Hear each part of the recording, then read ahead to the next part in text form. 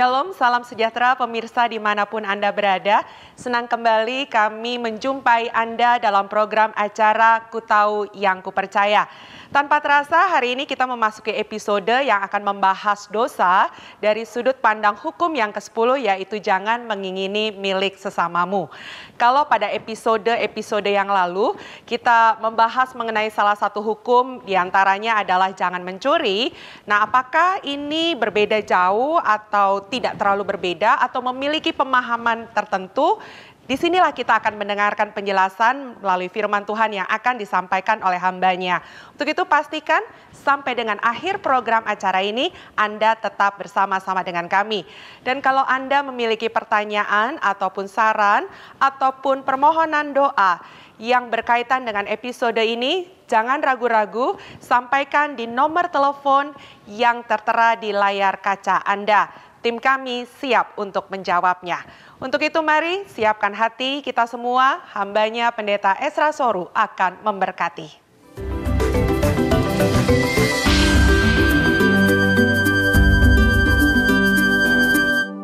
Baik saudara-saudara, sekarang kita akan membahas hukum ke-10, bagian terakhir dari 10 hukum. Hukum yang ke-10 ini tercatat di dalam Kitab Keluaran pasal 20 ayat yang ke-17.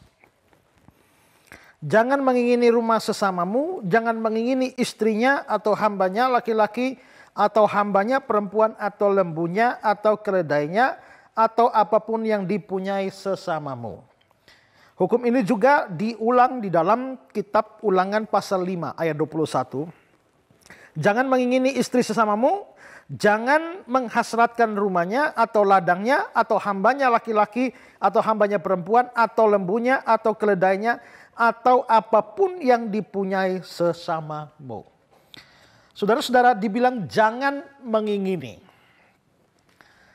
Kalau dikatakan jangan mengingini, maka satu hal yang perlu kita perhatikan di sini adalah bahwa Alkitab sebenarnya tidak mengecam semua keinginan. Dalam pengertian bukan semua keinginan itu adalah dosa. Ada keinginan yang bukan dosa, tapi ada keinginan yang adalah dosa. Nah, di sini saya ingin memberikan salah satu kata-kata dari salah satu penafsir, yaitu Henry. Dia mengatakan begini tentang hukum ini. Perintah-perintah yang lalu, maksudnya hukum-hukum yang sebelumnya, ya, secara implisit melarang semua keinginan untuk melakukan hal-hal yang melukai sesama kita. Jadi jangan membunuh, itu kan melukai orang. Jangan mengucapkan saksi dusta, jangan mencuri, jangan berzina dan sebagainya. Ini berkaitan langsung dengan melukai atau merugikan orang lain. Tapi perintah ini, hukum yang ini, melarang semua keinginan yang tanpa batas yang berlebihan. Jadi semua keinginan kita yang tanpa batas atau keinginan yang berlebihan itu dilarang di dalam hukum ini. Untuk mempunyai atau mendapatkan hal-hal yang akan menjadi suatu pemuasan bagi diri kita. Oh, sekiranya rumah orang itu adalah milikku. Sekiranya istri orang itu adalah milikku. Sekiranya tanah orang itu adalah milikku. Ini jelas merupakan bahasa dari ketidakpuasan terhadap nasib kita sendiri dan iri hati pada nasib sesama kita. Dan ini adalah dosa-dosa yang secara prinsipil dilarang di sini. Perhatikan kata-kata Henry ini menarik. Ini merupakan bahasa dari ketidakpuasan terhadap nasib kita sendiri dan iri hati kepada nasib atau kepada sesama kita. Ya. Jadi itu berarti tidak semua keinginan itu adalah dosa. Tapi keinginan berkaitan dengan sesama, saya ada di sini, sesama saya ada di sini. Keinginan saya itu pada apa yang dipunyai oleh sesama diakibatkan oleh dua hal. Pertama, saya tidak puas dengan apa yang saya punyai. Dan kedua, saya iri hati dengan apa yang dia punyai. Nah, itu yang dimaksudkan di sini. Artinya adalah, jikalau saya menginginkan sesuatu, tapi itu tidak didasarkan oleh rasa tidak puas dan rasa iri hati, tentu tidak salah. Harus dibedakan antara mengingini apa yang dipunyai sesama dan mengingini seperti yang dipunyai sesama. Itu beda. Kalau saya melihat saudara punya laptop, saya juga pengen punya laptop seperti itu tidak ada salah. Karena saya tidak menginginkan laptop yang Anda punya. Saya menginginkan laptop yang lain yang sama dengan punya Anda. Itu tidak ada salah. Tapi kalau yang saya inginkan, tidak peduli, saya mau yang itu. Yang punya Anda itu dosa. Terlepas dari itu didasarkan pada rasa tidak puas atau iri hati, kalau saya menginginkan yang sudah Anda punyai, itu tetap dosa. Tapi kalau saya hanya sekedar menginginkan yang seperti Anda punya, maksudnya saya juga mau beli, ya.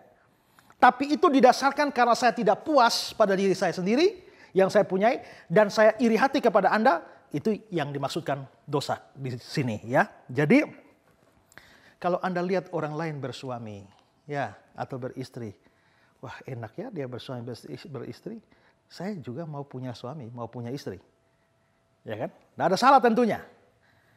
Tapi kalau saya mau istri dia, ya, yang saya inginkan adalah istri dia, tidak peduli istri lain. Saya mau yang itu, ya. Atau saya mau suaminya dia, nah itu yang dipersoalkan.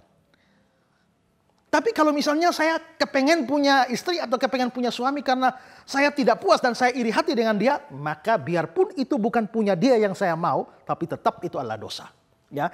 Jadi problemnya di sini kelihatannya adalah rasa tidak puas dengan apa yang kita miliki, ditambah dengan akhirnya menjadi iri hati terhadap apa yang dipunyai oleh orang lain. Ini banyak contohnya. Ya, menginginkan suami orang, menginginkan istri orang, ya, menginginkan pacar orang, ya, atau juga semua fasilitas yang dipunyai oleh orang, kecantikan, kegantengan, juga kepandaian, bakat orang lain yang didasarkan pada rasa tidak puas pada yang dipunyai dan iri hati kepada orang lain. Semua itu yang dibicarakan di dalam hukum yang ke-10 ini. Nah saudara, ini merupakan perintah yang secara khusus berhubungan dengan hati dan pikiran. Kalau jangan membunuh, jangan berzina, jangan mencuri dan lain-lain, itu berhubungan dengan masalah luar, masalah lahiriah. Sekalipun memang seperti yang Tuhan Yesus mengatakan, kalau orang membunuh atau orang jahat, itu pasti dari dalam hatinya itu jahat. Tapi secara nampak itu memang urusan dengan hal-hal lahiriah. Tapi hukum yang ke-10 ini jangan mengingini, itu berarti keinginan itu ada di mana? Keinginan itu ada di hati saya. Keinginan itu ada di pikiran saya. Berarti ini bukan aspek lahiriah yang dibicarakan, tapi ini sesuatu yang di dalam kita, ya, di dalam kita.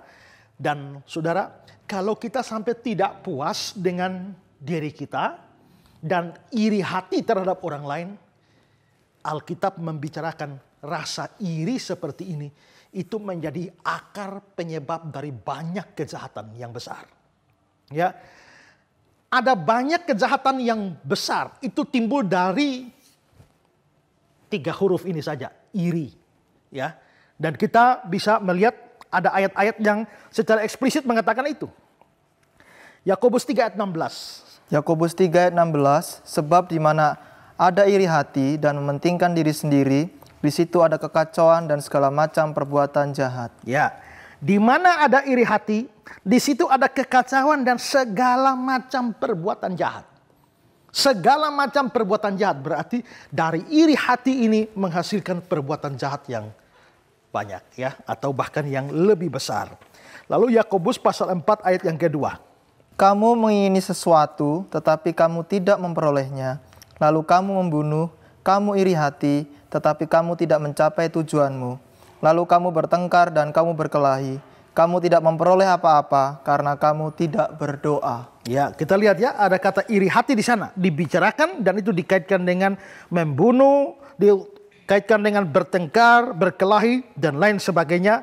Sekali lagi ini menunjukkan bahwa dosa iri hati ini itu bisa menghasilkan dosa-dosa lain yang lebih besar.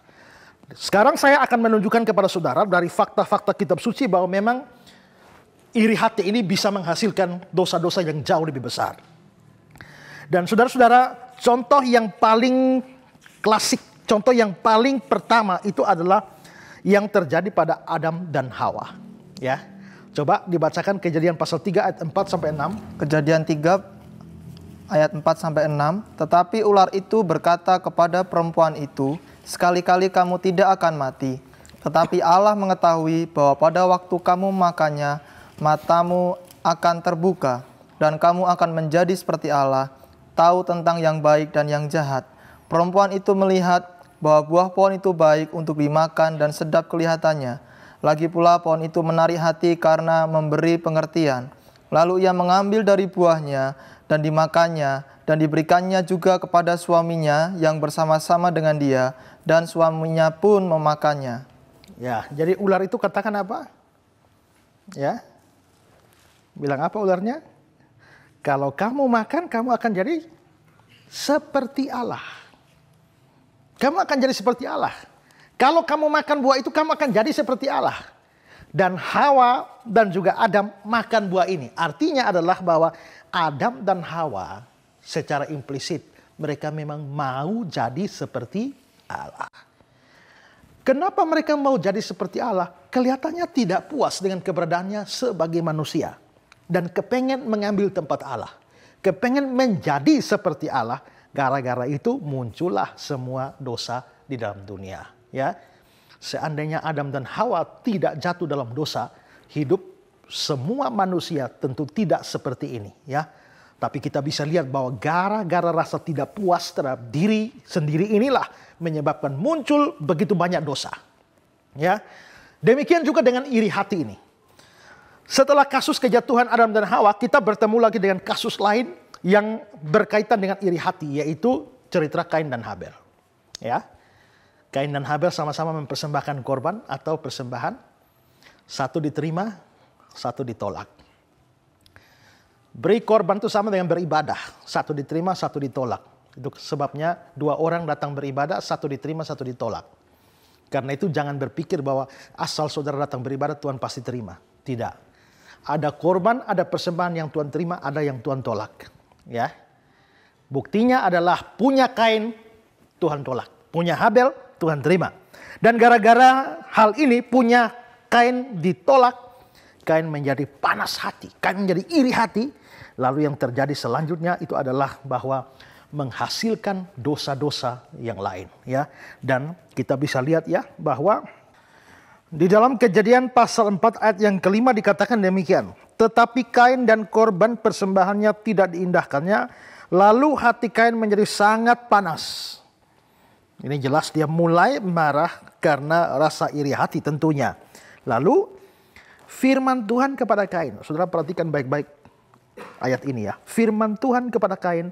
Mengapa hatimu panas dan mukamu muram? Apakah mukamu tidak akan berseri jika engkau berbuat baik? Tapi jika engkau tidak berbuat baik, dosa sudah mengintip di depan pintu. Dia sangat menggoda engkau, tapi engkau harus berkuasa atasnya. Jadi Kain menjadi sangat panas hati, ya. Lalu datang firman Tuhan kepada Kain. Tuhan ngomong sama Kain. Kain, mengapa hatimu panas? Ya, mengapa mukamu muram? Ya, kalau kamu berbuat, ya, dosa sudah mengintip. Dan kamu harus berkuasa padanya. Itu ayat 7. Ayat 8. Kata Kain kepada Habel adiknya. Tuhan lagi ngomong kepada Kain. Tapi Kain tidak jawab Tuhan sama sekali. Tuhan ngomong pada Kain. Kain jawabnya pada Habel. Ya, Kain berkata pada Habel. Berarti di sini Kain sama sekali tidak mengindahkan Tuhan. Dia tidak peduli pada firman Tuhan. Begitu panas hati dan iri hati menguasai dia. Muncul dosa berikut. Dia tidak peduli pada Tuhan. Begitu dia tidak peduli pada Tuhan. Dia langsung lanjut dan di dalam ayat yang ke-8 dia bilang pada Habel, marilah kita ke padang. Ketika mereka ada di padang, tiba-tiba Kain memukul Habel adiknya lalu membunuh dia. Maka muncul lagi dosa berikut, yaitu pembunuhan. Nanti kalau kita baca lanjut, begitu dia bunuh, Tuhan tanya dia, di mana Habel adikmu? Dia bilang, bukankah aku penjaga? Aku bukan penjaga adikku. Ya, maka dia menyangkali hal itu lagi. Jadi kita bisa lihat, iri hati ini menghasilkan satu dosa, dua dosa, tiga dosa. Maka saya pernah berkata bahwa dosa memang selalu beranak dosa. Coba kalau saudara melakukan satu pelanggaran, ya.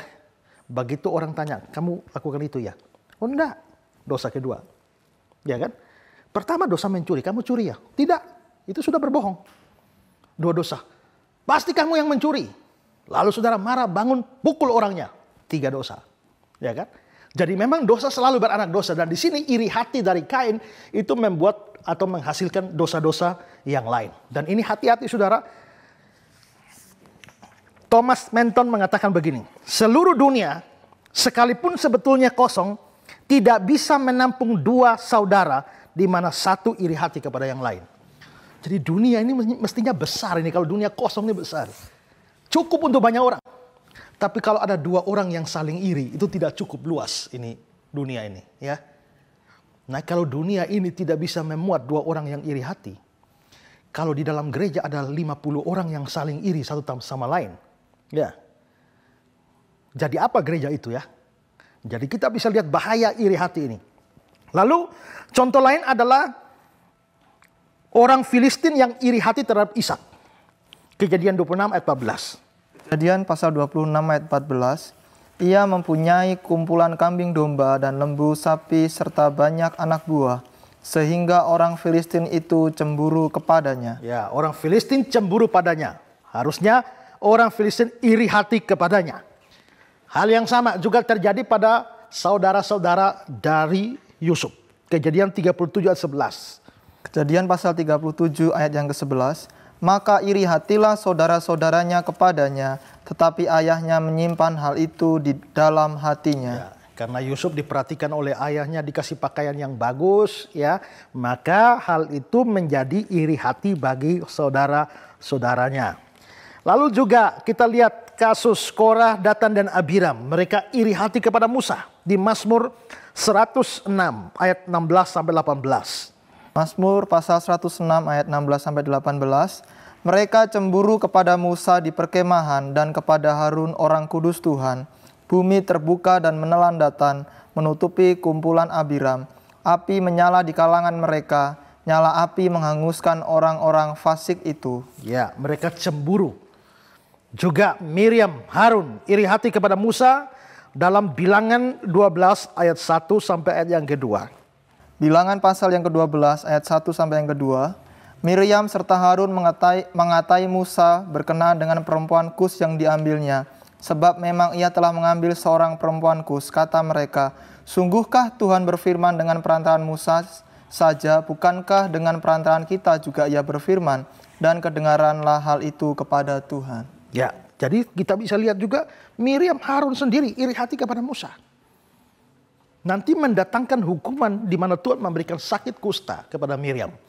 Jadi terlihat bahwa dalam banyak kasus, ya, dalam banyak kasus iri hati itu menghasilkan atau mengakibatkan dosa-dosa yang lain atau mendatangkan hukuman dari Tuhan. Itu juga dosa Daud berkenaan dengan Batsheba, bisa ditafsirkan sebagai iri hati. Dosa Ahab dan Isabel berkenaan dengan Nabot. Juga yang terjadi pada murid-murid dari Yohanes Pembaptis. Juga terjadi dalam kasus orang-orang Yahudi berkenaan dengan Yesus. Coba melihat Matius pasal 27 ayat yang ke-18. Matius pasal yang ke-27 ayat ke-18. Ia memang mengetahui bahwa mereka telah menyerahkan Yesus karena dengki. Ya, mereka telah menyerahkan Yesus karena dengki, iri. Ini juga sama dengan di Markus 15 ayat 10. Dia memang mengetahui bahwa imam-imam kepala telah menyerahkan Yesus karena dengki. Gara-gara dengki dengan Yesus, apa yang terjadi? Dosa terbesar di dunia terjadi, yakni penyaliban Yesus. Gara-gara apa? Iri hati. Jangan main-main dengan dosa ini, saudara. Dosa ini bisa membawa anak Allah naik ke atas tiang salib. Ya. Dalam perjanjian lama, kita juga melihat bagaimana Saul itu iri hati kepada Daud. Ya. 1 Samuel 18 ayat 6 hingga ayat yang ke-9. 1 Samuel 18 ayat yang ke-6 sampai yang ke-9. Tetapi pada waktu mereka pulang, ketika Daud kembali sudah mengalahkan orang Filistin itu, keluarlah orang-orang perempuan dari segala kota Israel menyongsong Raja Saul sambil menyanyi dan menari-nari dengan memukul rebana, dengan bersukaria dan dengan membunyikan gerincing. Dan perempuan yang menari-nari itu menyanyi berbalas-balasan katanya, Saul mengalahkan beribu-ribu musuh, tetapi Daud berlaksa-lasa. Lalu bangkitlah amarah Saul dengan sangat, dan perkataan itu menyebalkan hatinya, sebab pikirnya, Kepada Daud diperhitungkan mereka berlaksa-laksa, tetapi kepadaku diperhitungkannya beribu-ribu. Akhirnya jabatan raja itu pun jatuh kepadanya. Sejak hari itu, maka Saul selalu mendengki Daud. Ya, karena orang bilang, oh, Saul membunuh beribu-ribu, Daud berlaksa-laksa. Satu laksa itu sama dengan 10.000. Jadi kalau Saul beribu-ribu, berarti tidak sampai 10.000. Tapi Daud berlaksa-laksa, itu artinya puluhan ribu. Dan ini dikatakan membuat Saul iri, lalu sejak hari itu dia mendengki Daud. Ya. Dan saudara kalau membaca Alkitab sudah akan lihat bagaimana susahnya hidup Daud karena dikejar-kejar oleh Saul.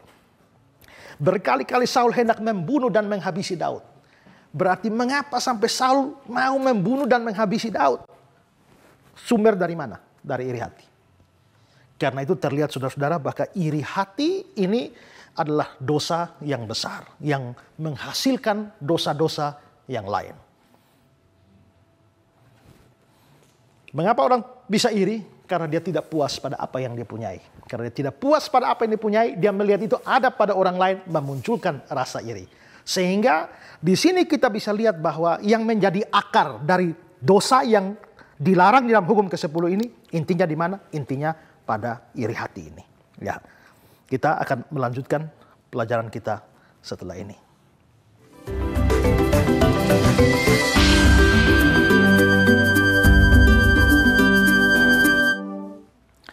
Saudara-saudara, kita sudah melihat bahwa iri hati itu menyebabkan munculnya banyak dosa yang lain. Bahkan dosa yang lebih besar lagi. Ya.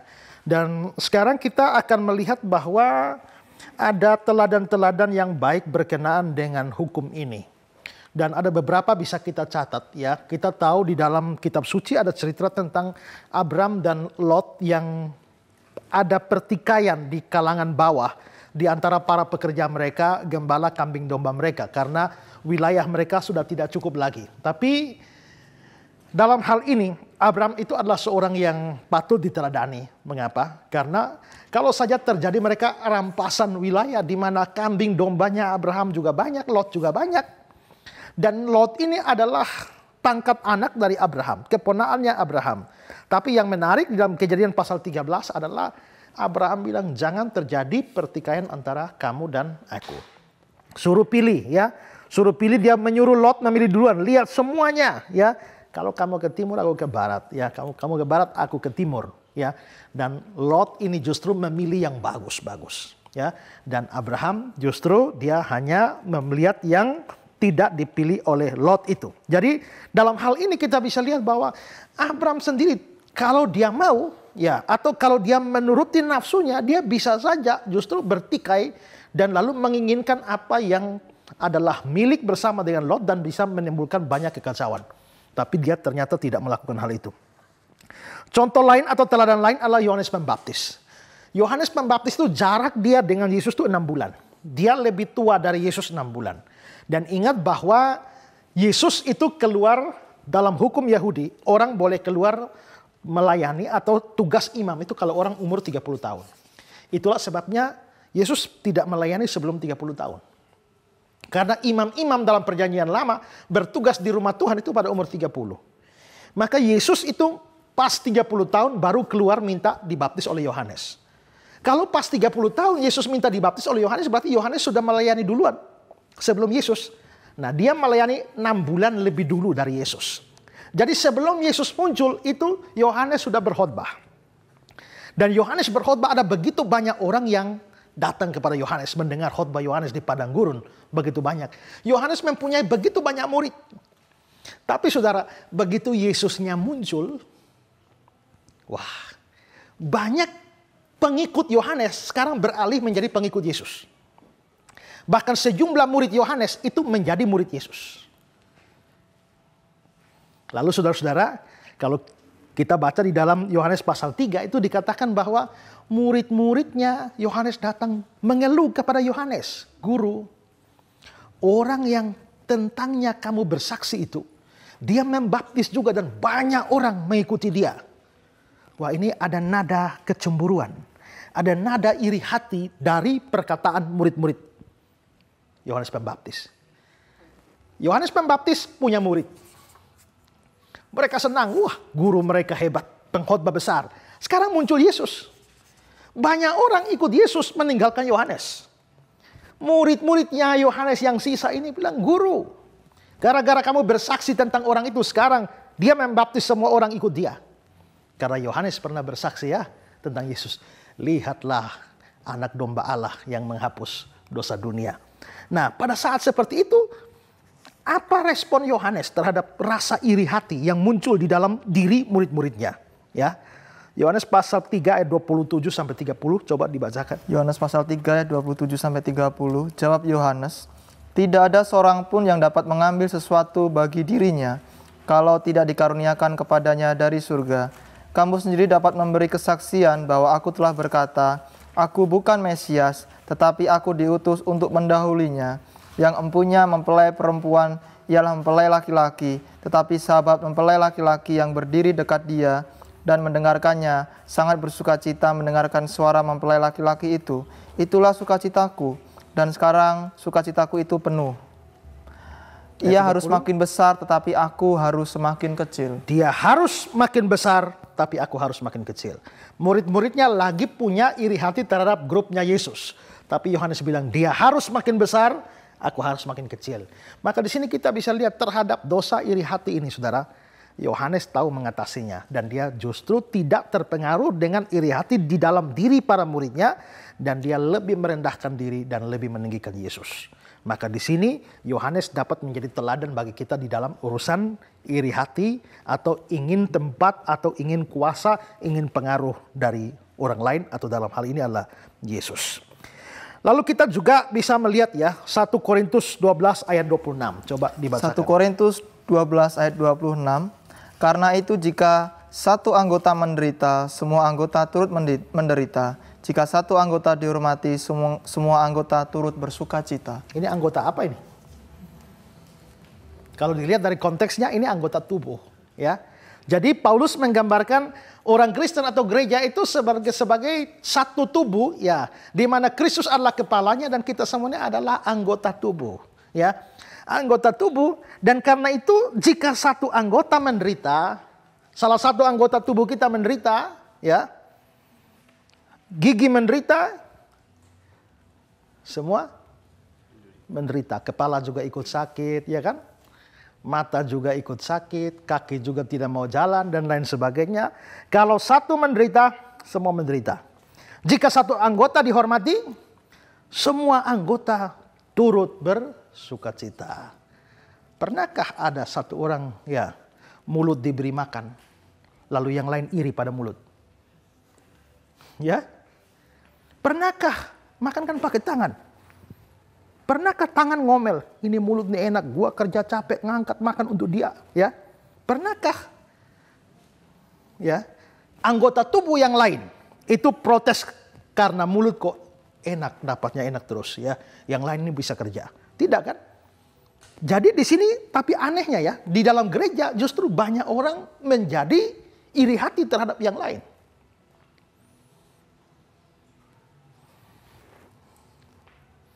Saya ini menulis buku pertama kali.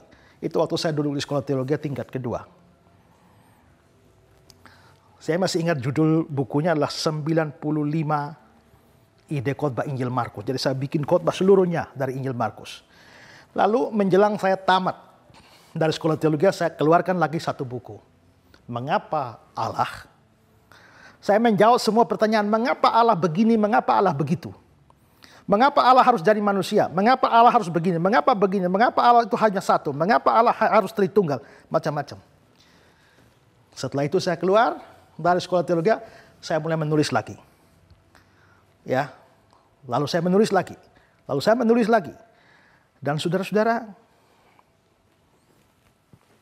sampai sekarang kira-kira buku yang saya tulis itu kira-kira 200 buah. Karena setiap minggu saya nulis. Lalu saudara-saudara, ada orang yang dekat. Pada waktu dia mengomentari buku-buku saya, dia bilang begini. Dia nulis buku 200. Saya lebih pintar dari dia. Ini orang gereja. Kira-kira apa yang melatar belakangi keluar kalimat seperti itu? Itu pasti iri hati.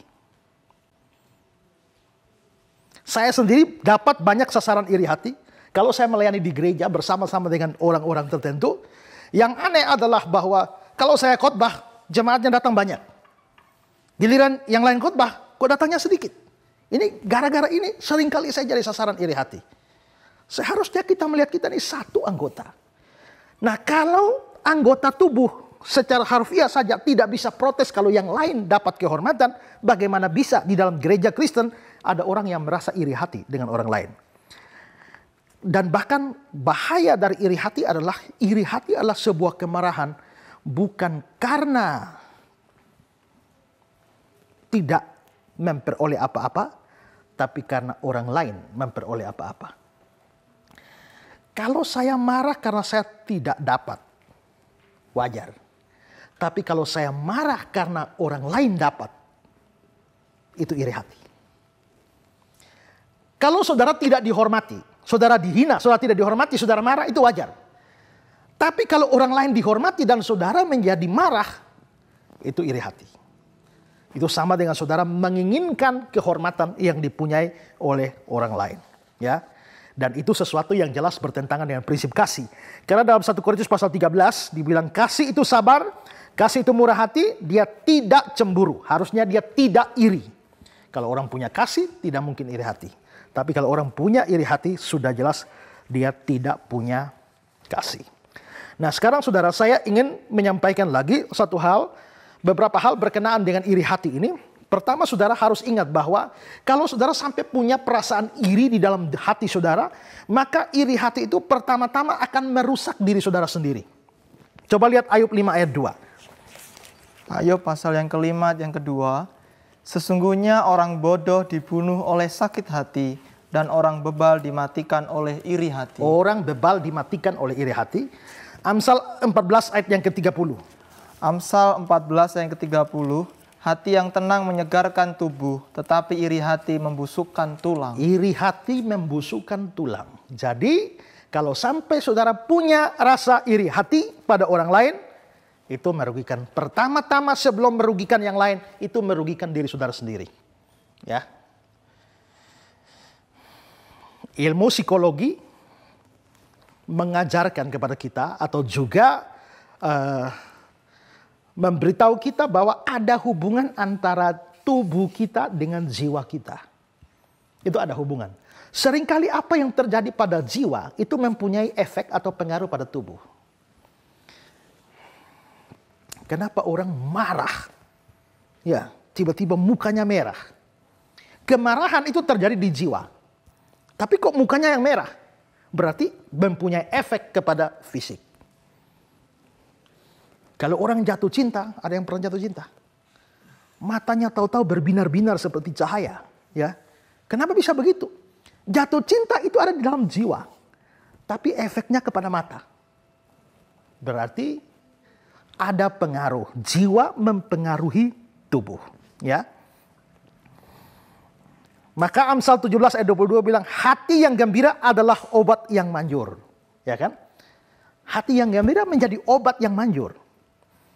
Kalau orang malu, ya, atau juga orang sukacita, orang bisa berbinar-binar. Hati yang gembira membuat muka berseri-seri. Kata Amsal 15 ayat 13. Berarti apa yang terjadi di jiwa itu mempengaruhi tubuh. Tapi juga kadang-kadang apa yang terjadi di tubuh itu mempengaruhi jiwa. Ada timbal balik seperti itu ya. Nah, kalau begitu saudara, orang kalau sampai iri hati, ini terjadi di dalam jiwanya. Itu mempunyai efek pada tubuh. Maka ada orang, jangan heran, ada orang yang justru karena iri hati dengan orang lain bisa sakit loh. Ya. Bisa kena ya. Kalau menyimpan kebencian pada orang lain. Saya pernah baca satu tulisan ya, itu tulisan psikologis. Dia mengatakan bahwa pada saat kita membawa kembali ingatan-ingatan kita pada kebencian pada orang, pada saat seperti itu darah kita mengental. Dan larinya itu tersendat-sendat. Ya, dan apa yang disebut sebagai aura kita itu menjadi meredup pada saat kita mengingat atau membayangkan orang yang kita benci. Makanya mungkin orang bisa kena stroke gara-gara kebencian pada orang. Ya, itu bisa terjadi. Walaupun bukan berarti bahwa semua yang kena stroke pasti benci orang. Tidak boleh dibalik seperti itu. Nah, jadi saudara-saudara, ada sakit-sakit seperti itu yang bisa disebabkan karena iri hati. Jadi itu pertama-tama, ingat, iri hati pertama-tama akan merugikan diri sendiri sebelum merugikan orang lain. Hal yang berikut adalah bahwa kitab suci memberikan banyak peringatan terhadap iri hati ini dalam banyak sekali bagian ayat Alkitab. Terutama iri hati kepada orang yang jahat tapi bernasib mujur. Ini orang tidak pernah ke gereja, tidak pernah ibadah, baca Alkitab tidak, tapi hidupnya mujur terus ya. Apa yang dia kerjakan berhasil terus. Sedangkan saya yang cinta Tuhan, setia, rajin doa kok hidup seperti ini saja. Banyak orang iri hati seperti itu, ya. Dan itulah sebabnya saudara, Daud di dalam Mazmur 37 ya bilang, jangan marah karena orang yang berbuat jahat, jangan iri kepada orang yang berbuat curang, ya. Amsal 23:17, jangan hatimu iri kepada orang-orang berdosa, tapi takutlah akan Tuhan. Amsal 24 ayat 1, jangan iri kepada orang jahat. Amsal 24 ayat 19, jangan iri kepada orang fasik. Amsal 3 ayat 31, janganlah iri hati pada orang yang melakukan kelaliman. Mengapa semua ditekankan iri hati? Karena kalau punya iri, pasti kita menginginkan apa yang dipunyai oleh orang lain. Karena itu hukum yang ke-10 ini akarnya dari iri hati ini. Dan karena itu saudara-saudara, maka iri hati, kalau punya iri hati itu dikaitkan sebagai orang yang mempunyai perbuatan daging, dan itu menunjukkan bahwa dia masih manusia duniawi. Coba lihat 1 Korintus 3 ayat yang ketiga. 1 Korintus 3 ayat ketiga, karena kamu masih manusia duniawi, sebab jika di antara kamu ada iri hati dan perselisihan, bukankah hal itu menunjukkan bahwa kamu manusia duniawi dan bahwa kamu hidup secara duniawi? Ya, kalau kamu punya rasa iri hati pada orang lain, itu membuktikan bahwa kamu masih manusia duniawi. Hal terakhir yang mau saya sampaikan dalam hubungan dengan iri hati ini adalah hal yang baik sekalipun, hal yang sebetulnya benar, tapi kalau itu dilakukan karena iri hati dan dengki, itu tetap adalah dosa. Coba kita lihat Filipi 1 ayat 15-17. Nanti saya jelaskan ayat ini. Dibacakan dulu Filipi 1 ayat 15-17. Filipi 1 ayat 15-17. Ada orang yang memberitakan Kristus karena dengki dan perselisihan, tetapi ada pula yang memberitakannya dengan maksud baik. Mereka ini memberitakan Kristus karena kasih, sebab mereka tahu bahwa aku ada di sini untuk membela Injil. Tetapi yang lain karena kepentingan sendiri dan dengan maksud yang tidak ikhlas, sangkanya dengan demikian mereka memperberat bebanku dalam penjara. Lihat ayat 15 ya. Ada orang yang memberitakan Kristus karena dengki. Bagaimana ada orang dengki kok beritakan Kristus? Ada orang yang memberitakan Kristus karena dengki. Dengki pada siapa? Untuk tahu dengki pada siapa, lihat ayat 17. Tapi yang lain karena kepentingan sendiri dengan maksud yang tidak ikhlas, sangkanya dengan demikian mereka memperberat bebanku dalam penjara. Mereka dengki pada siapa? Pada Paulus. Ini orang memberitakan Kristus, tapi iri kepada Paulus. Kenapa iri? Kelihatannya kalau Paulus itu masih melayani, mereka melihat Paulus itu sebagai saingan. Ya, karena apa? Karena kelihatannya mereka kalah populer dari Paulus. Jadi mereka memang betul-betul adalah penginjil. Ajarannya benar, tapi mereka beritakan Injil sambil mempunyai rasa iri hati dan dengki pada Paulus. Nah, sekarang Paulus sudah masuk penjara.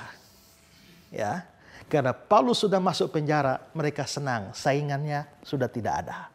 Saingannya sudah tidak ada, maka mereka beritakan Kristus dengan semangat. Tapi ya, sangkanya, Paulus bilang, sangkanya ya, dengan demikian mereka memperberat bebanku dalam penjara. Berarti ini orang beritakan Injil yang benar. Memberitakan Injilnya bagus, tapi ternyata mereka melakukan ada dasar iri hati kepada Paulus. Jadi sekalipun sesuatu itu baik, tapi kalau dilakukan dengan iri hati, maka itu pada dasarnya adalah dosa. Nah, saudara-saudara yang terkasih, dengan ini kita sudah mempelajari atau membahas 10 hukum. Mulai dari hukum yang pertama sampai hukum yang ke-10. Saya mau ingatkan sekali lagi bahwa di awal kita membahas hukum 1, saya sudah tegaskan bahwa tujuan kita mempelajari 10 hukum ini hanya untuk membuktikan bahwa kita ini banyak dosanya. Kita ini adalah orang berdosa.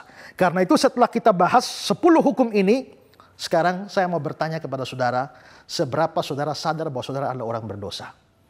Jikalau setelah kita membahas 10 hukum ini dan saudara masih merasa bahwa saudara orang yang cukup baik, maka itu berarti bahwa saya gagal di dalam memberitahu siapa saudara.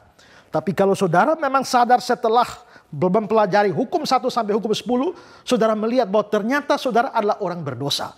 Mungkin sebelumnya saudara sadar bahwa saudara adalah orang berdosa, tapi saudara masih cukup baik. Mungkin saudara tidak merasa saudara hitam legam, tapi saudara adalah abu-abu. Tapi dengan melihat hukum 1, saudara mulai makin hitam. Hukum kedua tambah hitam lagi. Hukum ketiga tambah hitam sampai 10 hukum. Saudara akan mendapati bahwa saudara bukan abu-abu di hadapan Tuhan, tapi saudara adalah orang yang hitam legam, penuh dosa di hadapan Tuhan. Kalau saudara merasa begitu, maka pelajaran kita tentang 10 hukum ini itu berhasil di dalam diri saudara. Karena tujuannya adalah untuk menunjukkan seberapa kotor kita di hadapan Tuhan. Seberapa berdosa kita di hadapan Tuhan. Dan kalau kita sudah melihat seberapa berdosa kita di hadapan Tuhan, maka yang paling penting di sini adalah bahwa kita membutuhkan satu orang yang dapat membersihkan kita. Kita membutuhkan seorang juru selamat yang bisa menghapus seluruh dosa kita. Dan orang itu tidak ada yang lain, yaitu Yesus Kristus. Dan di dalam Dia, di kolong langit ini tidak ada satu nama yang bisa menyelamatkan kita selain nama Yesus Kristus. Kalau saudara mau percaya kepada Dia, seluruh dosamu dibersihkan. Maukah saudara terima Dia?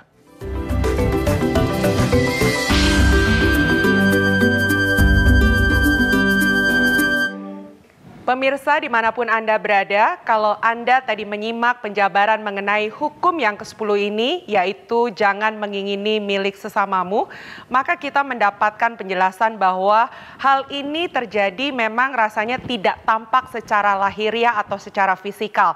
Karena tadi sudah dijelaskan, itu bermula dari dalam kehidupan kita. Tetapi kalau tidak dikendalikan oleh kebenaran, maka hal ini bisa berbuah dosa yang lainnya dan makin lama makin bisa berdosa lagi dan sangat mengerikan. Nah, untuk itu memang benar dikatakan bahwa kita butuh kebenaran, kita butuh juru selamat di dalam kehidupan kita. Nah, saatnya sekarang kita akan masuk dalam segmen tanya jawab, di mana segmen ini akan memperkaya lagi pengertian kita mengenai hukum yang ke-10 ini. Untuk itu, pemirsa Anda sekalian, berikan pertanyaan Anda melalui nomor telepon yang tertera di layar kaca ataupun saran serta permohonan doa, maka tim kami akan siap untuk melayaninya. Jangan kemana-mana, tetaplah bersama kami dalam program acara Ku Tahu Yang Kupercaya.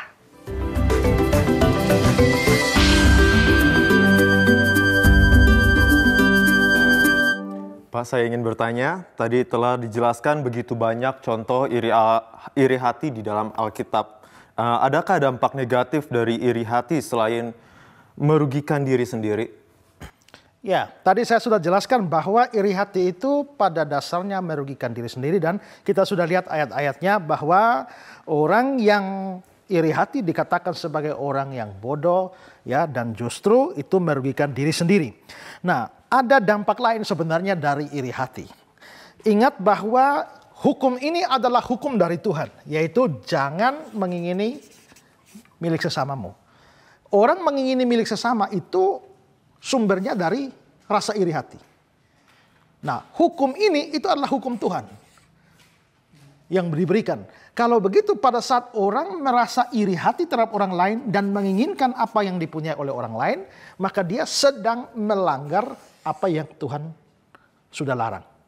Dia sedang melanggar firman Tuhan. Dan itu berarti dosa. Kalau begitu, dosa ini, dosa merusak hubungan dengan Tuhan.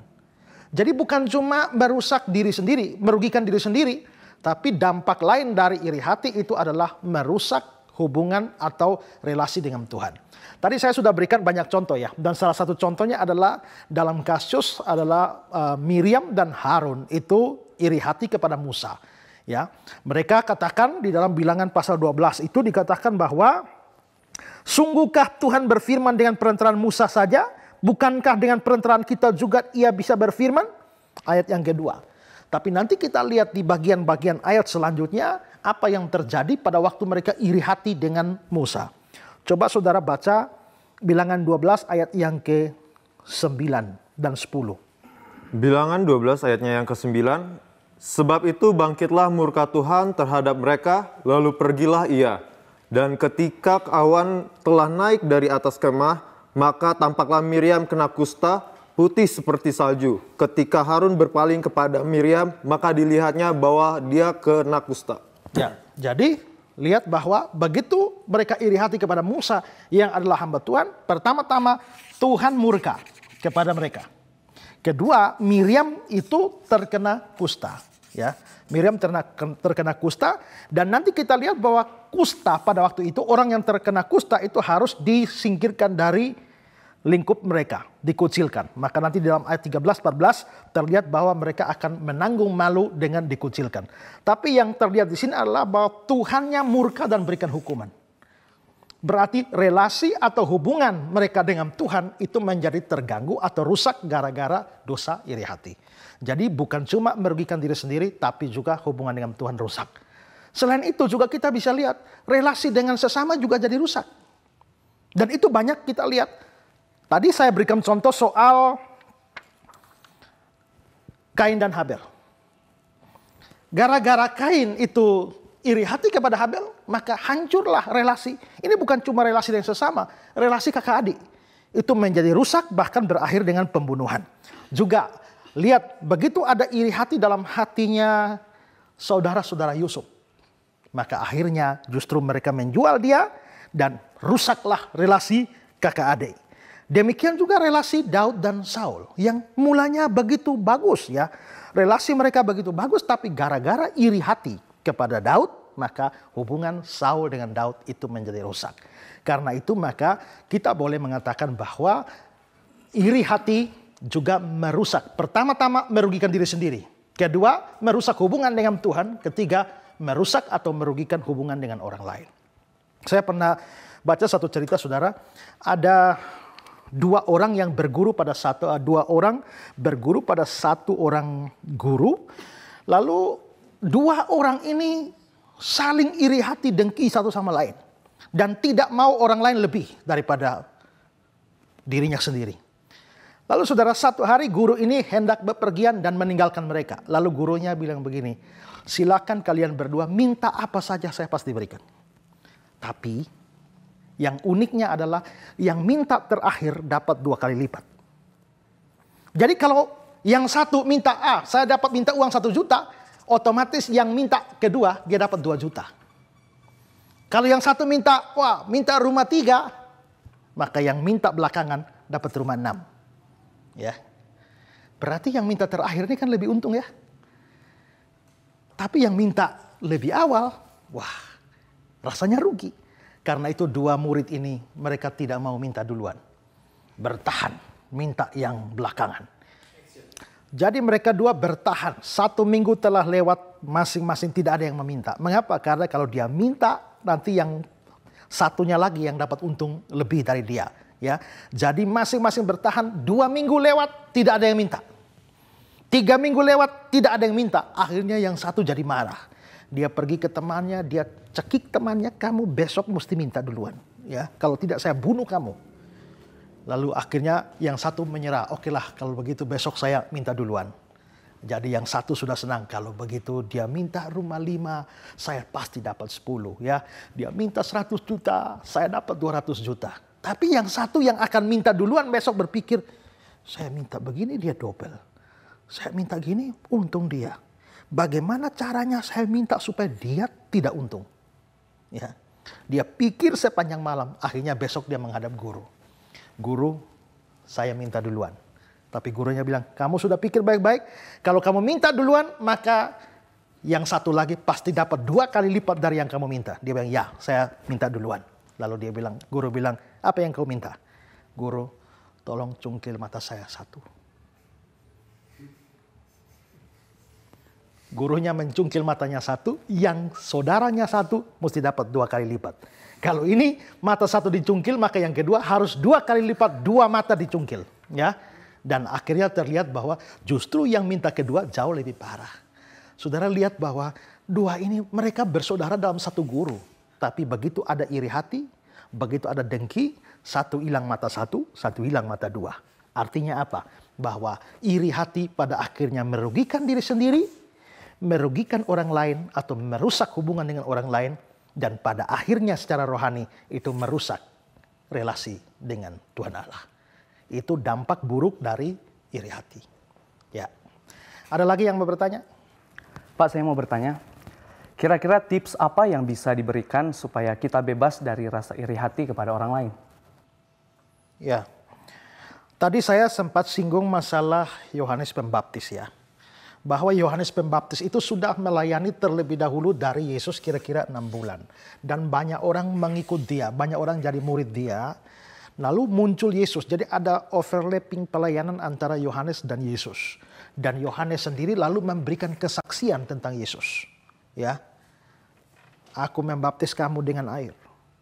Dia yang akan datang membaptis kamu dengan Roh Kudus dan dengan api. Membuka tali kasutnya pun aku tidak layak. Jadi Yohanes ini bersaksi tentang Yesus. Lalu sementara Yohanes masih melayani, Yesus mulai muncul dalam pelayanan juga. Akhirnya banyak orang lebih tertarik kepada Yesus. Lalu ini membuat perasaan kecemburuan dan iri hati dalam diri murid-murid Yohanes yang masih ada. Nah, kita coba lihat ya bagaimana kata-kata dari murid-muridnya Yohanes Pembaptis ini. Coba lihat Yohanes pasal 3 ayat 26. Yohanes 3 ayat yang ke-26, lalu mereka datang kepada Yohanes dan berkata kepadanya, Rabi, orang yang bersama dengan engkau di seberang sungai Yordan dan yang tentang dia engkau telah memberi kesaksian, dia membaptis juga dan semua orang pergi kepadanya. Ya, Rabi, orang yang bersama dengan engkau di seberang sungai Yordan, yang tentang dia engkau telah beri kesaksian, dia membaptis dan semua orang sudah pergi padanya. Ini ada rasa cemburu dan iri karena guru mereka sebelumnya adalah nomor 1. Tapi begitu Yesus datang, gurunya ini mulai turun pamor, Yesus naik. Mereka kelihatannya merasa cemburu dan iri hati pada Yesus. Tapi kalau saudara tanya tips untuk menghadapi atau mengatasi iri hati itu bagaimana? Belajar dari Yohanes Pembaptis. Dia rendah hati sekali. Tapi apa yang membuat dia begitu rendah hati dan tidak punya rasa iri pada Yesus? Itu ada di ayat 27 kata-kata Yohanes Pembaptis. Coba lihat Yohanes 3 ayat 27. Ayat 27, jawab Yohanes, tidak ada seorang pun yang dapat mengambil sesuatu bagi dirinya kalau tidak dikaruniakan kepadanya dari sorga. Ini, tidak ada seorang pun yang bisa mengambil bagi dirinya kalau tidak dikaruniakan dari surga. Jadi kalau ternyata nanti banyak orang ikut Yesus, itu bukan Yesus merampas pengikut kita. Tapi itu dikaruniakan dari surga untuk Yesus. Kenapa kita harus iri hati dengan orang? Kenapa kita harus cemburu dengan orang? Karena apa yang dia punya tidak bisa dia dapat kalau tidak dikaruniakan dari surga kepada dia. Kalau jemaat di gereja saya tahu-tahu pergi ke gereja lain, haruskah saya marah dan iri hati kepada gereja itu? Saya harus sadar, kalau sampai gereja itu bisa mendapatkan lebih banyak jemaat daripada gereja saya, itu karena dikaruniakan kepadanya dari surga. Berarti Tuhan yang berikan. Kalau dia sampai punya suara yang jauh lebih merdu dari suara saya, itu karena dikaruniakan dari surga. Kalau dia mempunyai kekayaan yang lebih dari saya, karena dikaruniakan dari surga. Kalau dia punya otak lebih cerdas dari saya, karena dikaruniakan dari surga. Kalau begitu saya lihat orang lebih kaya, lebih cerdas, lebih pintar, ganteng, cantik dari saya. Dan saya iri hati, tidak puas dengan itu, sama dengan saya memprotes keputusan surga yang telah memberikan kepada dia. Karena itu mesti sadar, Yohanes Pembaptis sadar, Yesus tidak sedang mencuri murid-muridnya, tapi memang dikaruniakan dari Tuhan, dari surga. Nah, kalau kita punya kesadaran seperti itu, tidak masalah orang lebih pintar dari kita. Tidak masalah orang lebih ganteng, lebih cantik, lebih populer, lebih kaya, lebih disenangi daripada kita, lebih mampu dari kita. Karena memang Tuhan dari surga yang mengaruniakan kepada dia. Ya, dengan kesadaran seperti itu, kalau saya mau iri hati, saya bikin urusan dengan surga. Saya bikin problem dengan surga. Ya, relasi saya dengan Tuhan menjadi rusak. Karena itu kalau saya terima semua dari Tuhan, dia memang layak mendapatkan itu. Dan saya tidak punya hak untuk iri hati pada dia. William Barclay itu menceritakan tentang ada seorang namanya Dr. Spence. Dia adalah pengkhotbah yang hebat. Dan waktu dia berkhotbah, begitu banyak orang datang ke gerejanya. Dia pendeta yang populer. Tapi ketika dia makin tua, khotbahnya mulai menurun. Sementara gerejanya, jemaatnya makin turun. Di pojok sana muncul gereja baru. Gereja baru dan gereja itu ada pengkhotbah muda yang luar biasa, yang sangat luar biasa. Dan lama-lama itu gereja kecil sana makin besar. Jemaatnya Dr. Spence ini perlahan-lahan pindah ke sana. Makin lama makin kurang.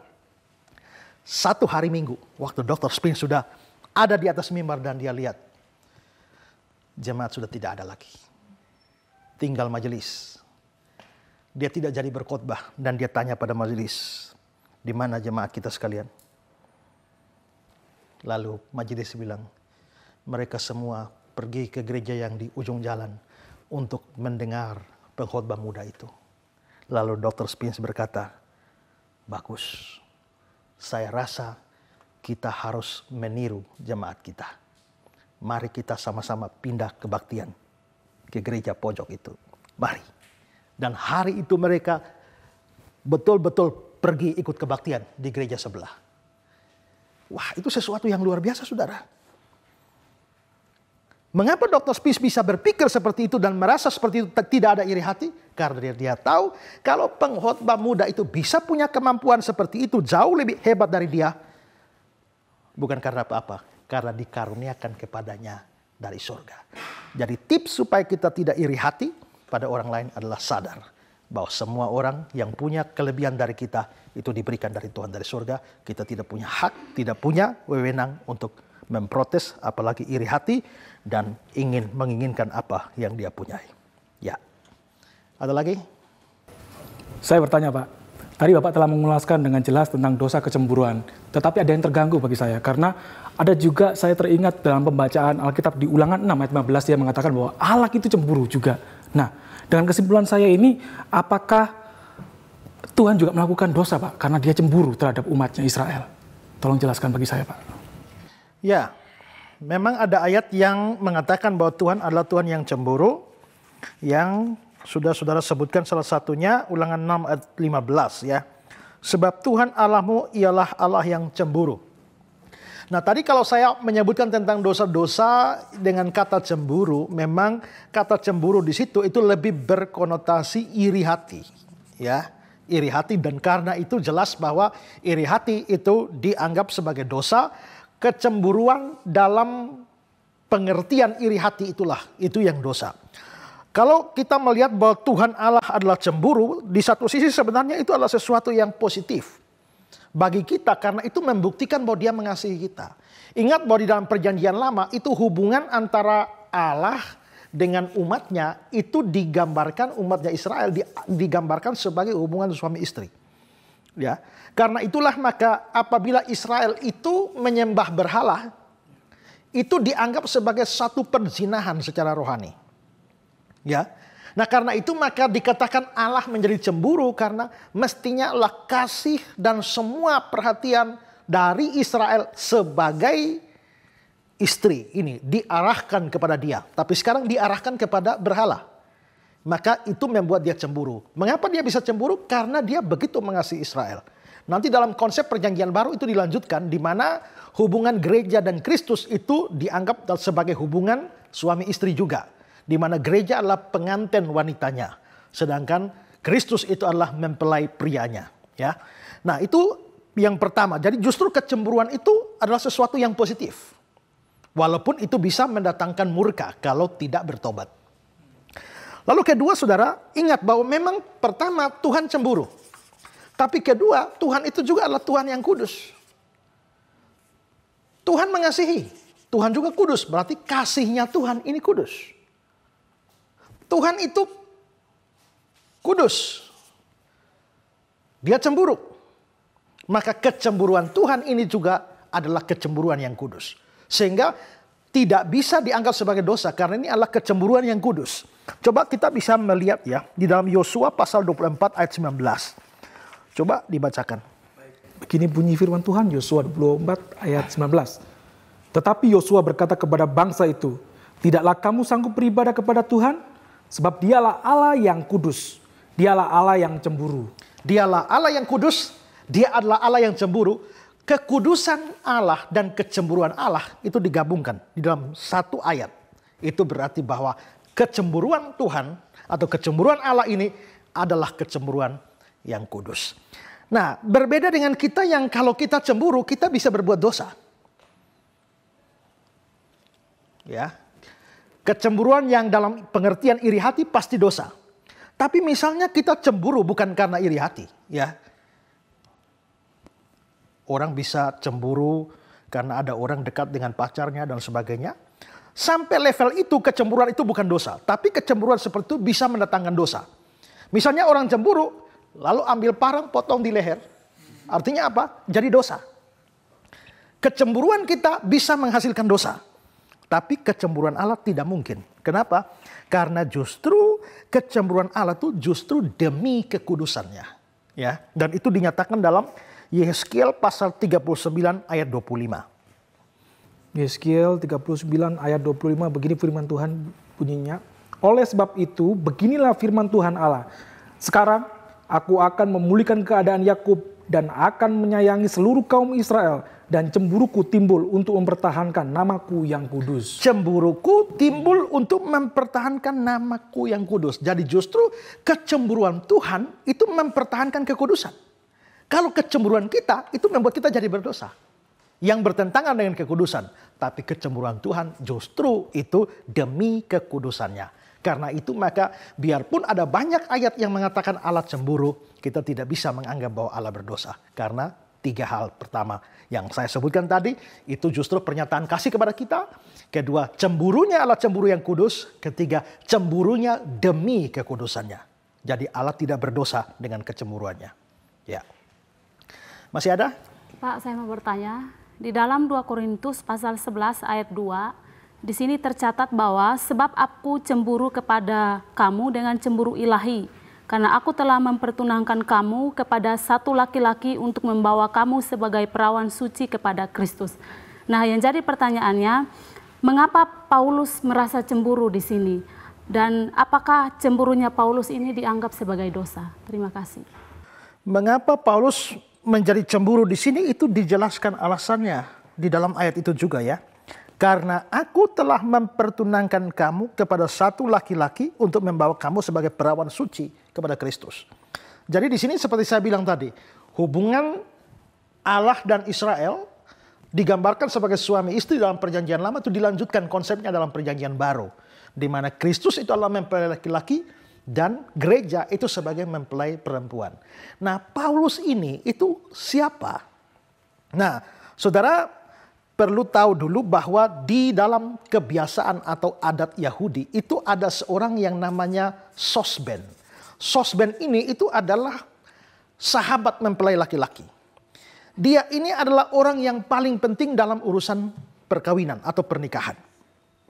Seorang Sosben, tugasnya dia ini adalah pertama dia persiapkan semua. Dia boleh dianggap sebagai ketua panitianya acara nikah. Dia mulai dengan mempersiapkan semua pestanya, lalu undangannya, dia atur semua sampai beres. Dan lalu saudara-saudara, dia pada hari pernikahan. Ya, pada hari pernikahan itu maka dia akan mengantar atau mempertemukan dua calon mempelai itu. Ya, nah pada waktu dia sudah mempertemukan calon mempelai itu, jadi dalam hal ini pihak laki-lakinya menunggu. Sahabat mempelai laki-laki itu dia yang menjemput perempuan.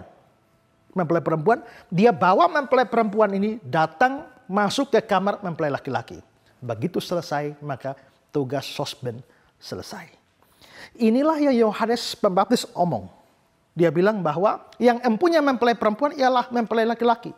Tapi sahabat mempelai laki-laki yang berdiri dekatnya, ya, akan sangat bersukacita. Dan sukacitaku jadi penuh. Sukacita Yohanes menjadi penuh, kenapa? Karena Kristus sebagai mempelai laki-laki, umat sebagai mempelai perempuan, dan dia mempertemukan umat dengan Kristus. Dia bersukacita. Nah, di sini kelihatannya Paulus bersikap sebagai seorang sosben, di mana Kristus sebagai mempelai laki-laki, gereja sebagai mempelai perempuan, dan tugas Paulus itu adalah menghubungkan Kristus dengan gerejanya. Nah, tapi Paulus melihat ada kecondongan lain, bahwa mempelai perempuan yaitu gereja ini kok mulai condong pada Yesus yang lain. Yesus palsu.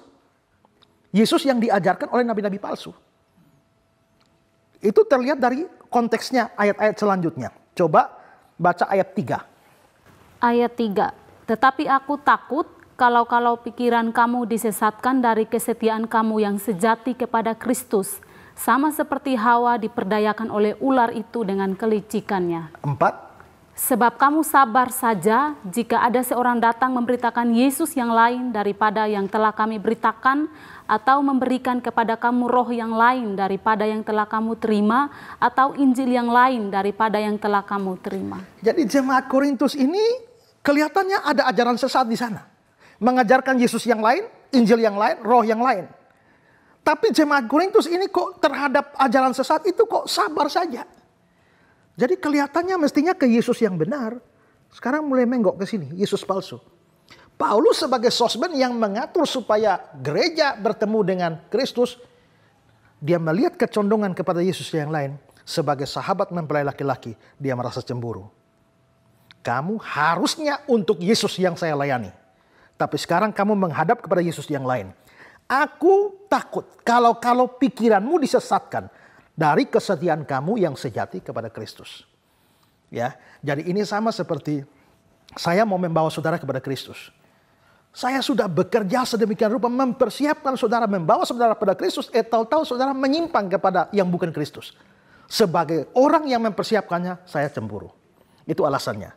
Tapi cemburu ini apakah dianggap sebagai dosa? Tidak bisa. Kenapa? Karena ayat 2 bilang, sebab aku cemburu kepada kamu dengan cemburu ilahi. Maksudnya saya cemburu dengan kamu itu bukan cemburu duniawi, cemburu ilahi. Cemburu ilahi itu yang bagaimana? Cemburu ilahi itu yang sama dengan cemburu yang ada pada Allah.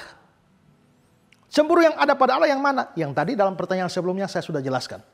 Ya, seperti kecemburuan yang ada dalam diri Allah, demikian pula kecemburuan itu ada pada diri dari Paulus sebagai sahabat dan pelayan Kristus. Jadi kecemburuan ini juga tidak bisa dianggap sebagai dosa. Ya. Ya, Pak Ezra, ini kita sudah mendapatkan SMS dari pemirsa di rumah yang pertanyaannya berkaitan dengan episode kita hari ini. Pertanyaannya demikian, Pak. Kok bisa persembahan kain itu ditolak? Nah, dengan demikian kalau persembahan kain saja bisa ditolak, berarti persembahan kita juga bisa ditolak. Lalu kemudian yang menjadi pertanyaannya adalah persembahan yang bagaimana yang bisa ditolak itu? Ya, tadi saya sudah singgung ya. 2 orang datang beri persembahan. Kain dan Habel, 1 diterima, 1 ditolak. Dan itu berarti bahwa tidak sembarang Tuhan terima persembahan atau ibadah. Ada ibadah yang diterima, ibadah yang ditolak, ada persembahan diterima, ada persembahan ditolak. Dan karenanya kalau saudara berbakti setiap hari Minggu di gereja, jangan kira Tuhan pasti terima semua ibadah dari orang-orang di situ. Bisa jadi ada yang diterima, ada yang ditolak. Bisa jadi saudara beribadah pun tapi Tuhan tolak ibadah saudara. Nah, kalau begitu pertanyaan kita sekarang, ibadah yang ditolak yang bagaimana? Nah, kalau kita mengacu kepada kasus Kain dan Habel. Mengapa sih kok persembahannya Habel itu diterima, persembahan Kain ditolak? Nah, ada banyak pendapat yang pernah diberikan. Ada yang bilang begini, karena Habel mempersembahkan sebagian dari korban persembahannya ya. Habel mempersembahkan sebagian. Kain mempersembahkan sebagian. Tapi saudara, kalaupun Kain mempersembahkan sebagian, tidak dikatakan bahwa Habel mempersembahkan seluruhnya. Dan saya kira tidaklah benar kalau ukuran Tuhan menerima persembahan kita itu tergantung jumlah. Kita lihat janda miskin pun diberikan. Paling sedikit tapi Tuhan terima. Ada juga berpendapat bahwa persembahan Habel diterima karena Habel memberikan dari ternak-ternaknya, kambing dombanya. Sedangkan Kain memberikan dari hasil buminya. Persembahan Habel berdarah. Karena ada kambing domba kalau disembeli ya berdarah. Sedangkan persembahan Kain dari hasil bumi ya tidak berdarah. Tuhan menghendaki korban yang berdarah. Tapi kalau mau menafsirkan demikian juga sukar saudara. Mengapa? Karena aturan tentang pemberian korban berdarah itu masih jauh di kemudian hari. Yaitu pada zaman Musa baru ditetapkan. Lagi pula apa salahnya Kain kalau dia memang bukan peternak, dia petani. Apa salahnya dia mempersembahkan persembahan dari hasil taninya. Jadi rasanya bukan itu yang menyebabkan persembahan itu ditolak. Kalau begitu apa yang menyebabkan? Saudara, ada satu hal penting yang perlu kita perhatikan adalah Tuhan kalau menerima persembahan, Tuhan selalu melihat iman. Coba Ibrani 11 ayat yang ke-6. Ibrani pasal 11 ayatnya yang ke-6. Tetapi tanpa iman tidak mungkin orang berkenan kepada Allah. Cukup. Tanpa iman tidak mungkin orang berkenan pada Allah. Jadi kalau orang tidak ada iman, apapun yang dia buat tidak mungkin berkenan pada Allah. Dan iman di sini dalam Ibrani pasal 11, jelas itu berkaitan dengan iman kepada Kristus. Jadi orang boleh berikan persembahan apapun. Orang bisa rajin beribadah macam apapun. Tapi kalau diperiksa di dalam dirinya ada iman atau tidak. Kalau tidak ada iman, Tuhan tidak terima. Saudara biar orang Kristen, rajin gereja sekalipun. Tapi saudara hanya Kristen KTP, saudara belum sungguh-sungguh beriman pada Kristus. Setiap kali saudara datang beribadah, setiap kali berikan persembahan, jangan kira Tuhan terima persembahan saudara. Jangan kira Tuhan terima ibadah saudara. Semua yang saudara lakukan tidak berkenan di hadapan Tuhan. Nah, Habel persembahannya diterima karena apa? Karena dia beriman. Tahu dari mana dia beriman? Ibrani 11 ayat yang keempat.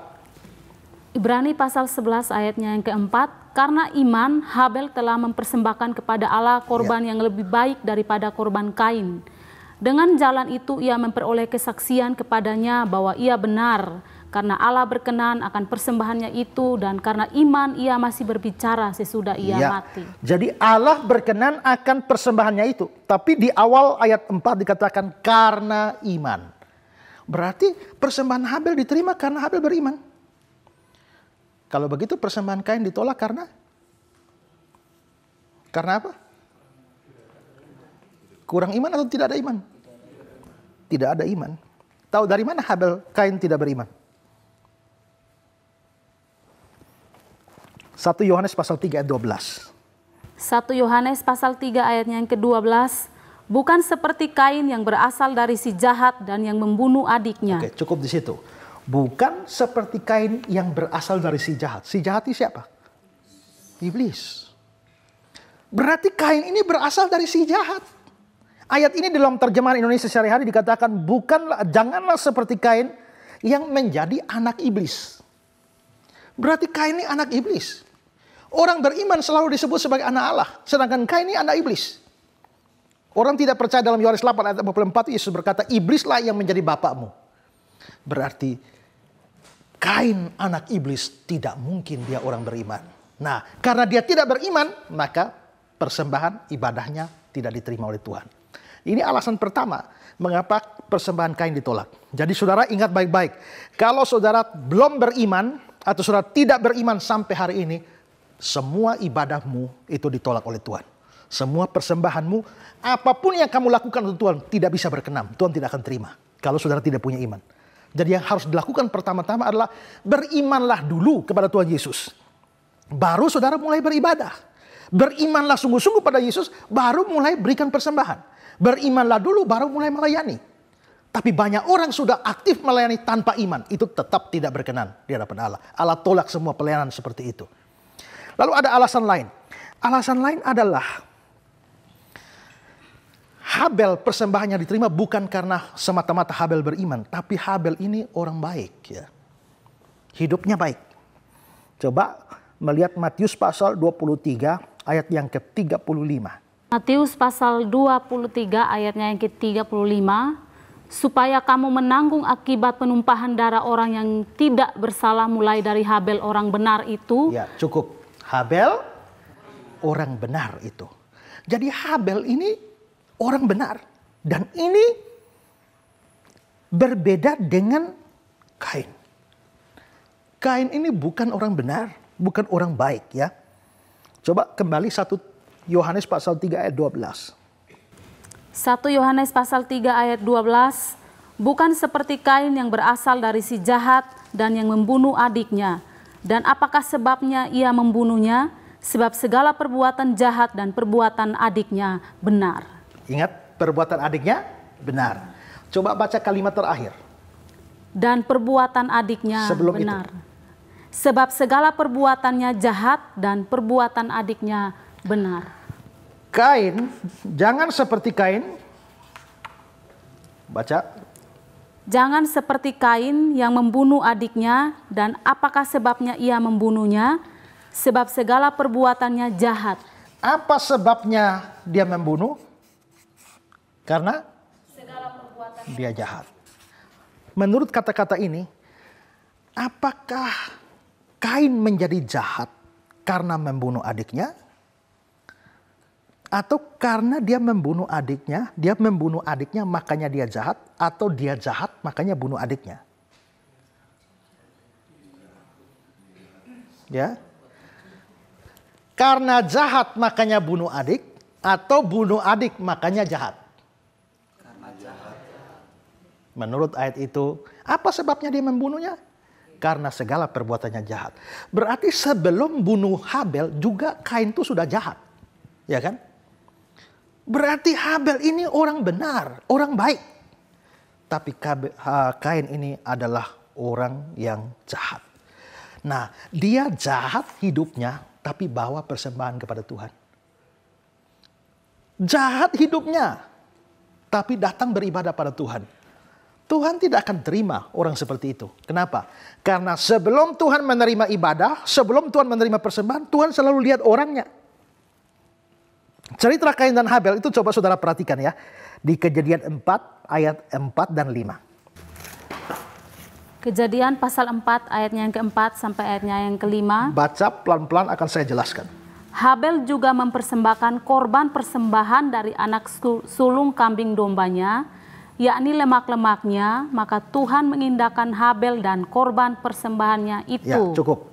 Tuhan mengindahkan Habel dan Korban persembahan. yang mana yang diindahkan Tuhan lebih dulu? Tuhan mengindahkan Habel, 1, 2, dan korban persembahannya. Yang mana diindahkan lebih dulu dari dua ini? Habel dulu. Begitu Habelnya diindahkan oleh Tuhan, korban persembahannya ikut diindahkan. Sekarang bagaimana dengan Kain? Coba baca ayat 5-nya. Ayat yang ke-5, tetapi Kain dan korban persembahannya tidak diindahkannya. Ya, Kain nomor 1 dan korban persembahannya. Berarti ketika Tuhan tidak mengindahkan Kain, korban persembahannya pasti tidak diterima. Jadi syarat Tuhan menerima seseorang, Tuhan lihat dulu orang itu. Kalau orang itu berkenan pada dia, dia terima. Tapi kalau orang itu hidup jahat, ada banyak orang seperti itu. Ya, hari Minggu jadi anak Tuhan. Mulai Senin sampai Sabtu jadi anak setan. Ya, yang model seperti itu model Kain. Dan saudara boleh ibadah dan berikan persembahan berapa banyak pun, Tuhan tolak.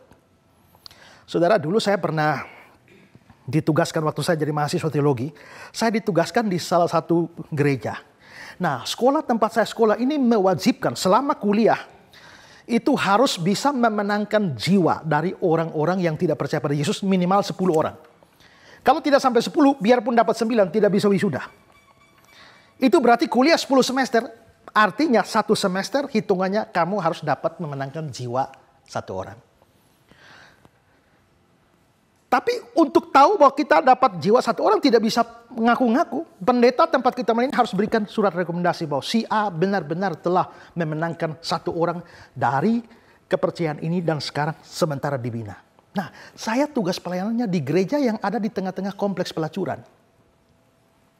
Lalu pendeta itu mengatakan, Ezra, saya tidak akan kasih kamu nilai. Biarpun kamu dapat jiwa-jiwa dari mana, saya tidak akan kasih. Kamu harus mempertobatkan pelacur. Wah, bahaya ini. Ya, perjuangan yang berat. Tapi saudara, satu hari saya berhasil menginjili seorang pelacur. Dan pelacur ini mau ke gereja.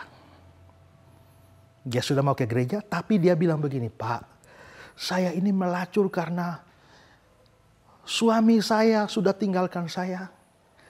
Papa saya sudah meninggal. Hanya tinggal mama saya yang sudah tua di kampung yang harus jaga 3 orang anak saya. Jadi saya melacur ini untuk membiayai hidup mereka. Jadi saya mau percaya Yesus, Pak, tapi mohon maaf, saya belum bisa tinggalkan profesi sebagai pelacur. Saudara tahu kalau kunjungan jemaat, kunjungan kemana? Ke tempat pelacuran. Kalau saya bawa Alkitab, mari Bu kita belajar firman Tuhan sama-sama. Tiba-tiba ada tamu, dia bilang, permisi Pak, mau kerja dulu.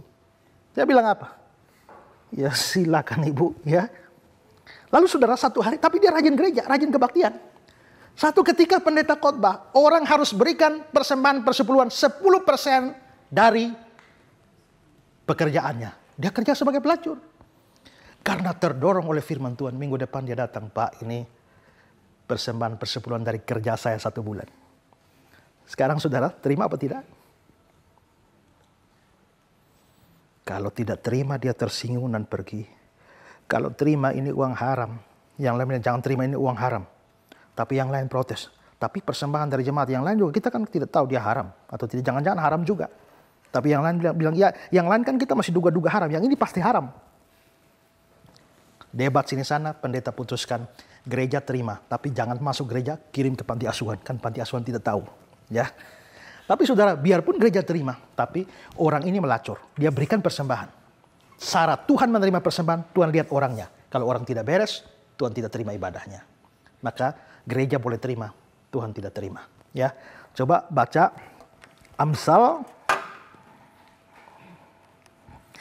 pasal yang ke-15 ayat 8. Amsal pasal 15 ayat 8, korban orang fasik adalah kekejian bagi Tuhan, tetapi doa orang jujur dikenan. Korban orang fasik itu kekejian bagi Tuhan. Jadi saudara, kalau saudara hidup secara fasik dan berikan persembahan pada Tuhan, bukan saja Tuhan tidak terima, itu keji, jijik di hadapan Tuhan. Karena itu saudara-saudara, maka di sini pelajaran dari Kain dan Habel ini penting sekali. Pertama-tama, saudara harus beriman. Beriman kepada Yesus Kristus. Dengan saudara beriman, saudara menjadi berkenan pada Allah dan Allah akan terima ibadahmu. Dan setelah itu saudara belajar hidup yang benar. Seperti Habel, jangan seperti Kain yang hidup jahat tapi rajin berikan persembahan. Tuhan tidak bisa ditipu dengan ibadah yang palsu. Karena itu sekali lagi, saudara harus sungguh-sungguh percaya baru saudara berkenan. Tanpa iman pada Yesus, seluruh hidupmu adalah dosa di hadapan Tuhan. Dan tidak ada satupun yang berkenan di hadapan Tuhan. Tuhan memberkati saudara.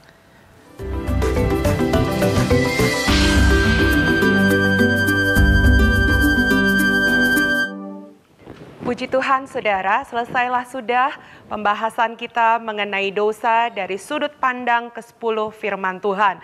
Di mana mulai dari episode 1 sampai dengan episode hari ini, berbagai hal yang luar biasa menurut firman Tuhan sudah disampaikan oleh hambanya. Dan mungkin ada di antara Anda yang mulai Roh Kudus bekerja di hatinya, menyatakan bahwa begitu banyak kesalahan dan dosa yang kita perbuat berkaitan dengan setiap penjabaran mengenai dosa menurut hukum Allah ini. Untuk itu tidak ada pribadi yang lain yang bisa menyelamatkan kita. Tidak ada pribadi lain yang bisa menguduskan kita kecuali satu pribadi yang mati di atas kayu salib, rela menderita bagi setiap kita untuk menebus dosa kita. Untuk itu bukalah hati Anda dan terimalah Yesus sebagai Tuhan dan Juru Selamat. Maka firman-Nya mengatakan, Ia adalah Tuhan yang setia dan adil. Ia akan menyucikan segala dosa kita dan menguduskan kita di dalam kebenaran-Nya. Bukan berarti kita akan selesai sampai di sini juga pembahasannya. Nantikan kami di episode-episode yang lainnya bersama dengan hambanya. Akan ada banyak lagi kebenaran yang akan dikupas di setiap episodenya. Terus berikan pertanyaan Anda melalui SMS di nomor yang tertera di layar kaca. Kami juga tidak akan jemu-jemu untuk menjawab setiap pertanyaan Anda. Sekian, sampai di sini perjumpaan kita. Sampai bertemu di episode yang akan datang. Tuhan Yesus memberkati. Salam, ku tahu yang ku percaya.